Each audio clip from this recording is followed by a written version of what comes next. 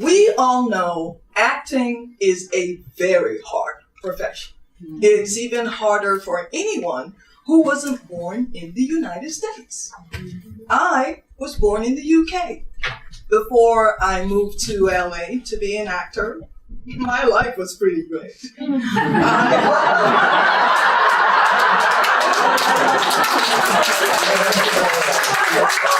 Just saying. I had a good job and even just bought my very own house for cash. I had no mortgage. It was amazing and my house was beautiful. Life was pretty great, and then I moved to LA to be an actor. For a long time, I felt a calling to move to LA to be an actor, but I ignored it. Life was too good. Why would I move? Then there was my Nigerian parents' voice in my head. We support your career choice. Choose lawyer, doctor, accountant, or engineer. Actors are hungry. Why do you want to be hungry?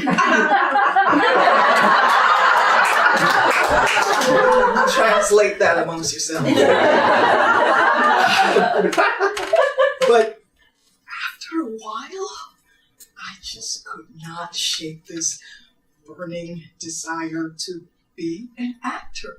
So I sold my beloved house to pay for a 2-year acting program in LA. After the 2 years, I got approved for my O1 visa, the actor's visa, but it only lasts for 3 years. However, immigration has graciously agreed that should an applicant happen to win an Oscar during those 3 years, yes, they are automatically approved to stay in the U.S.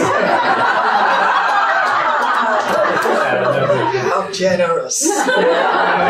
The O1 visa is tricky, people. It restricted me from doing any work other than acting to earn cash. But if I was caught doing any non-acting work, I would be deported immediately, stat. But what I earned from acting was not an income. And without a consistent income, I couldn't afford to rent or even think about saving enough for a security deposit for my own place.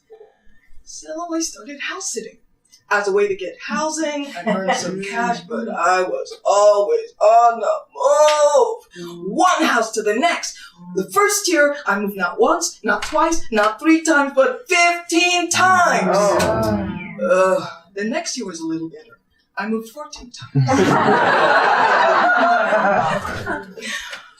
I was so exhausted, never knowing where I was going to live next.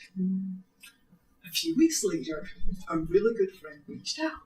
When she heard how much I was moving, she invited me to live with her and her friend Guy. She said I and Guy would get along great, and I could live in her living room for free and cook and clean to help out with rent. When I met Guy, he made me feel right at home. My friend was right. Guy and I got along so well. This living situation was a miracle. I was so grateful. And then things took a turn. One night, I was abruptly woken up by a loud, piercing, screaming sound. It sounded like someone was being murdered. I heard windows being smashed, furniture being broken. Were we under attack? I was terrified. Then I heard someone crying. Was that Guy? The next day, my friend sat me down. She said, Guy has a few struggles. Is clinically depressed, an alcoholic, often suicidal, and lives with bipolar disorder.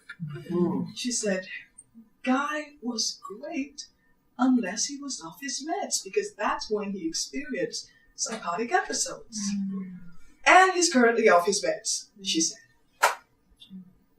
This meant these psychotic episodes soon became the norm living there.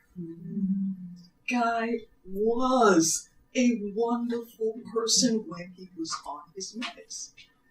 But his unpredictableness really put me on edge. I was anxious all the time.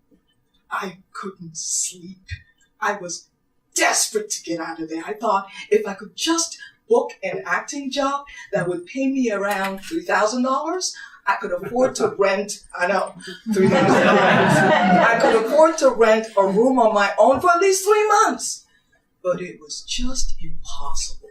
Trying to rehearse my lines for happy customer number 3 when Guy was smashing vodka bottles against the wall. Then it happened. One day, in my inbox, there it was. An audition for a co-star role on NCIS. The pay $3,000, I couldn't believe it! The role was for a woman who speaks Arabic. Arabic? I don't speak Arabic. I never said anything to my agent about speaking Arabic, but I thought, I got the audition. Let's go! And I really needed that $3,000. I was up all night on Google Translate learning how to speak Arabic. Trust and believe it works. On Monday, I went to the in-person audition, then I got a call back. A few days later, my agent called, "You got the role!"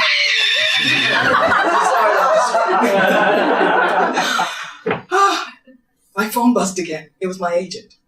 CBS says they went through your paperwork and found that your visa was approved through the American Guild of Musical Artists for theater, not the Screen Actors Guild for TV. CBS said, we're giving you 2 weeks to get the letter or you're not going to be able to work on the show.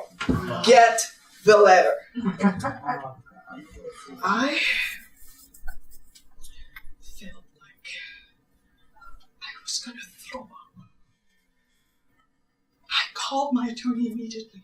Why isn't the SAG letter in my visa paperwork? Oh, you don't have that. Your letter is from the American Guild of Musical Artists. Why? I am not a musical artist. Who comes to LA to do theater?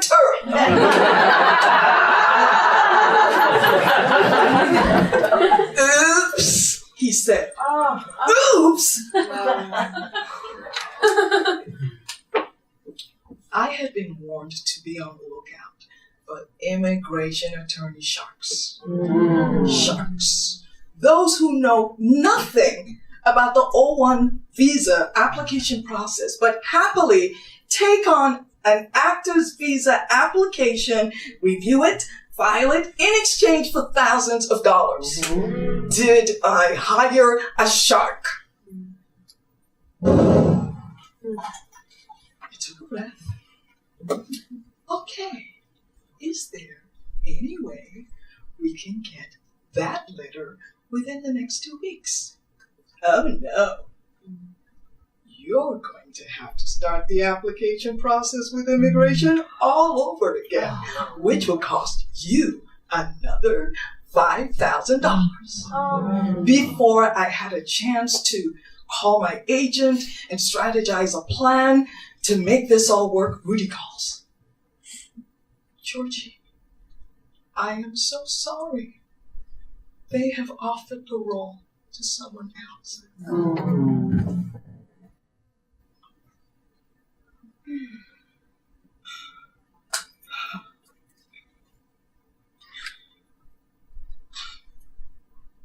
I am in a state of shock. It was as if someone turned off all the lights and it was pitch dark everywhere. I got in my car when boom! My engine exploded. Oh. No.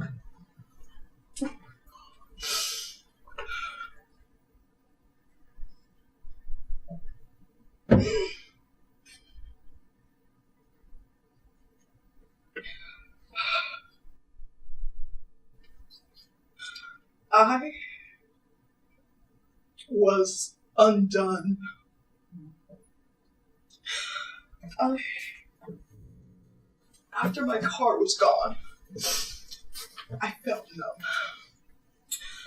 I went back to my room in the living room and sank into a deep, deep depression. I didn't know if it was night or day. I didn't want to live. I didn't eat. I didn't shower. I just slept. I had nightmares. My body felt like it weighed 1,000 pounds. To make matters worse, I broke the #1 rule you should never do as an actor. Tell everybody I booked a role on a show before I even filmed the show. My phone was ringing off the hook. Friends and family wanting to know, was I on set yet? How big was my trailer? Did I see Brad Pitt? I didn't have the strength to explain, so most days I just switched off my phone. But one friend would not stop calling. John. Just in case you didn't hear that, that was John. One day I rolled over and hit cancer on my phone by accident. It was an accident. The next thing I know, I hear John's voice. Georgie, what's going on? The moment I hear his voice, I burst into tears. I can't stop crying. Talk to me, he said. Once I started, I couldn't stop. John remained on the line for what felt like hours, just listening to me. After I finished talking, he said, Georgie, here's what you need to do. Make a GoFundMe, because your O1 visa is expiring in 2 months. Talk about how much money you need to renew your visa. Talk about how much you love being an actor. And most importantly, don't look desperate. Copy that. I recorded the video and uploaded it with 0 expectations. Then it happened. Within 48 hours, I had raised $2,000. When it ended, I raised $7,000. Enough to renew my O1 visa, this time with the SAG letter, and get a car. Woo!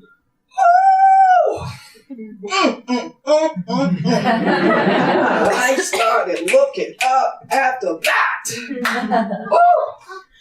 I started booking roles that paid enough to keep me afloat. But I never forgot that deep pit of dark depression that hit me. And that one friend who would not stop calling, John. We live in a world where everybody wants to talk, including me. But often, the best way to help somebody who is struggling is to listen. It wasn't a crowd of people or a group therapy session that helped me crawl my way out of depression. It was one friend who picked up the phone and called me just to listen. I thank God for my friend John. Thank you.